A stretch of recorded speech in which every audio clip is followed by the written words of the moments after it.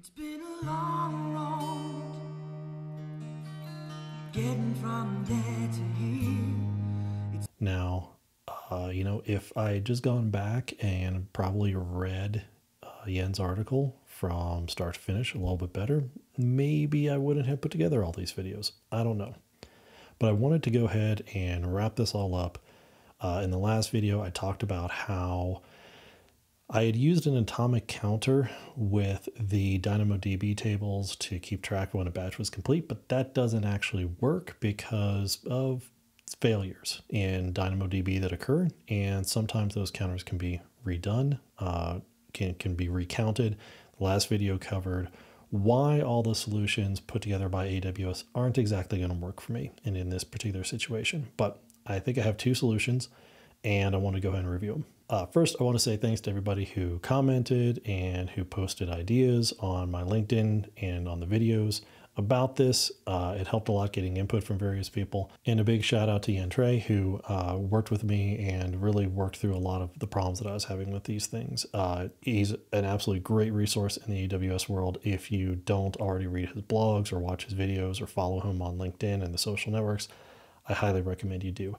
He is a huge wealth of knowledge. So let's get started talking about the solutions. So the first one is pretty simple. It's step functions. And just like Yen lays out in his article, you basically set up this step function to go through and use a distributed map to do all the processing. And reworking the original code that I had to work with step functions ended up being pretty trivial. Wasn't too bad. And then we'll talk about costs here in a moment, which was the big thing that concerned me about it. But when it came to the second solution, still using SQS, there was a lot of work that I ended up having to do to try to make this solution actually work in the long run. So if you recall from the previous videos, there's a Lambda function called the batcher, which puts together SQS messages that dictate everything that needs to be worked on, all the items that need to be processed. And then it puts them into queues, and then processors pick up those messages, process each one of those items, and then we need to know when it's done processing all these things. So the original solution talked about things like item state records and batch state records, and the batch state record we watched for a remaining value of 0. And once that became 0, we knew that the batch was done. But again, previous videos talked about why keeping track of how many is remaining through an atomic counter, not really that viable. So the solution that I found is actually pretty similar to what Yen laid out in his article, but I want to go through that in a little bit more detail because it's a little bit different. So the main crux of the solution that I've got is basically the same code I had before. I've got item state records and I've got batch state records. I'm actually going to ditch the batch state record. That's not really that valuable anymore. One of the previous solutions, the alternatives to the atomic counter in the previous video, talked about how you count how many records have been processed. That doesn't work really well when you're talking about 100,000 items though. So my solution reverses that process. Instead of trying to count how many records have been processed, I'm going to still write that item state record when the batcher starts, but then I sit there and poll for when there are no records left. And then the processor is responsible for processing the item and deleting that item state record. But let's dive into that a little bit more. So the batcher is going to go ahead and write those item state records, and then it's also going to set up this polling process.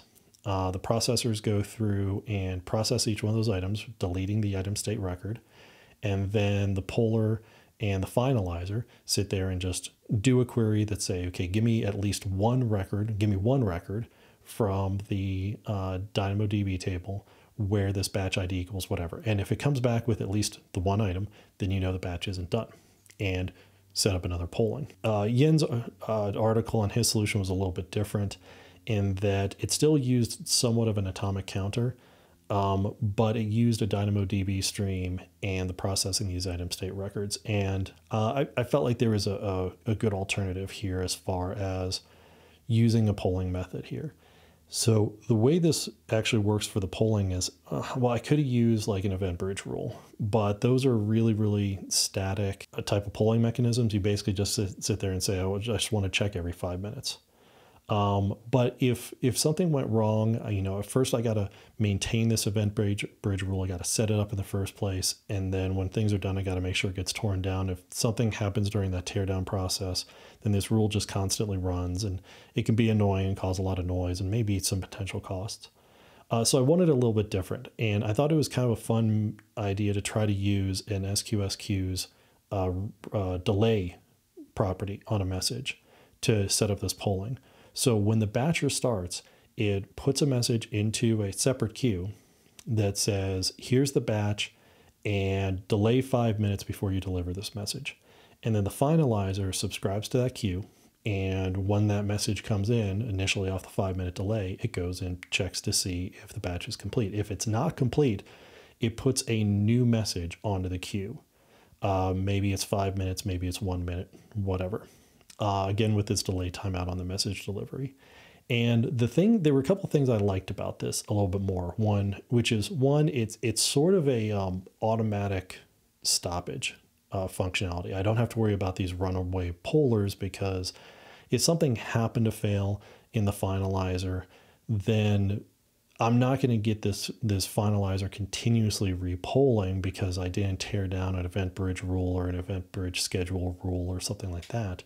But instead, it goes ahead and it doesn't queue up for the next one. And that felt like a slightly better condition to say that I wasn't going to get necessarily notified when the batch was complete, even though it may have, versus I get notified over and over, or I got this runaway cost or runaway noise in my system. Plus, this allows for some interesting functionality that you don't get with a basic event bridge scheduler or an event bridge rule, which is I can really customize and really fine tune and maybe even min max a lot of when this poller runs. So for example, because every time I write the message to the queue, I say how long to delay before the next poll happens, I can get really fancy with this.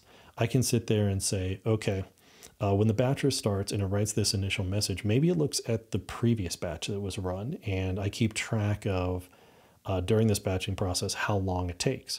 So it takes a look at the previous one and goes, well, the last one took 7 minutes to run, so I'm going to put this delay message at 7 minutes. And then the next time it runs and it goes and it checks and it goes, okay, well, the batch isn't complete yet.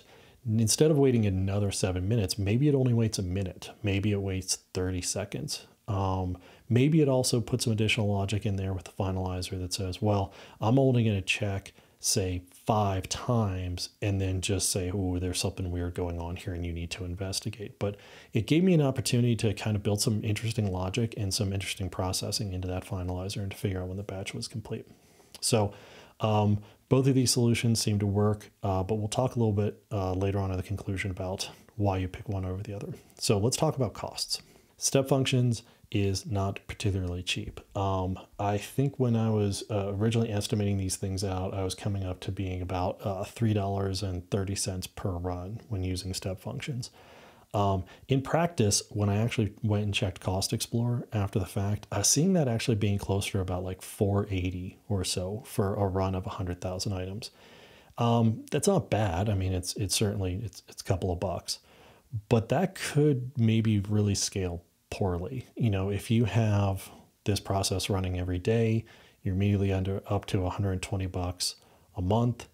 And if you're going to try to really build a lot of these types of pipelines for various reasons, maybe there's a lot of batch processing you have to do in your system for various reasons, this financially doesn't scale terribly well. However, the SQS-based solution is significantly cheaper. I think I calculated it out. It's going to be about 27 cents a run. And there's a couple of different ways you can actually even minimize that more. So that calculation includes 100,000 writes to the DynamoDB table 3 times. Once for the initial write to say the item needs to be processed, a second write by the item potency check within the processor, and then a third on the delete. Now, if you were using FIFO queues, then those DynamoDB writes, one set of those would go away. And if you wanted to if you didn't need to know exactly when the batch was being done, if you were willing to let it be off by a couple of minutes or so, potentially even 10 to 15 minutes, you could actually take advantage of DynamoDB's time to live on a record. Because if you put a time to live on a record, when DynamoDB deletes that record from the database, you don't get charged for that. So that could potentially reduce down your costs as well. So if you're going to be really building a lot of these things, it's a little bit more cost effective. However, these are sort of runtime costs per run. And what this doesn't include is the total cost of ownership. So the upfront engineering time to get this all done, built, and ready to go. And then, any sort of maintenance work you have to do on this long term, as well as, hey, if something goes wrong or if a batch doesn't complete, figuring out why, resolving it, rerunning it, those sorts of things. When it comes to the step function solution, step functions is way better at this. It has a much lower TCO. It's much simpler to see the state of a batch that's running. It's much simpler to do the engineering around. There's a lot of automatic retries that get put into step functions. It's much easier to understand when things are done. If things go wrong, they give you this whole nother screen for distributed maps that show you what items failed and when they failed, and you even get some options to reprocess it fairly easily. That type of stuff you're not going to get from SQS, and a fairly simple solution like this often requires a lot of additional engineering to make it robust, and that's what I was finding as I went through this. As I was testing things out and running batches and trying this all out, if something went wrong, it wasn't terribly easy to figure out why.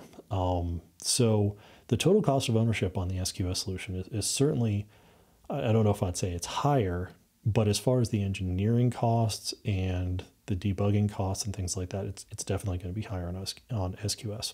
What's the final conclusion on this? I would say if you're looking to build one of these batch processes that is, you only got maybe a couple of these things, and maybe you don't have a large engineering team or a really robust one that can really support a lot of the finer tuned engineering in here.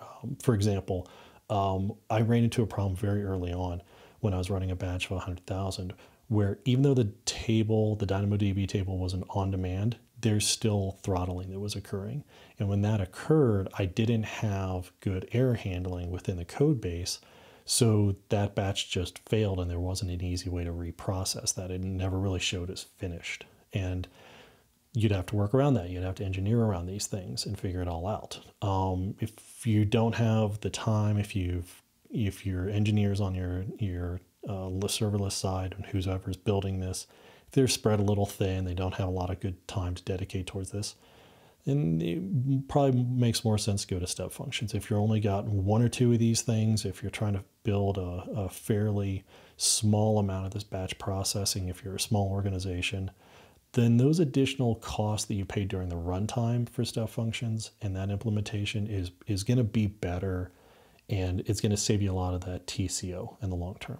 So hopefully this all helps. I don't know if there was anything of value in all this when it was all said and done. They say, 5 minutes of reading could save you weeks of coding. And after all of this, I feel like if I had just better understood Yen's article about all this, I could have saved myself probably a lot of time.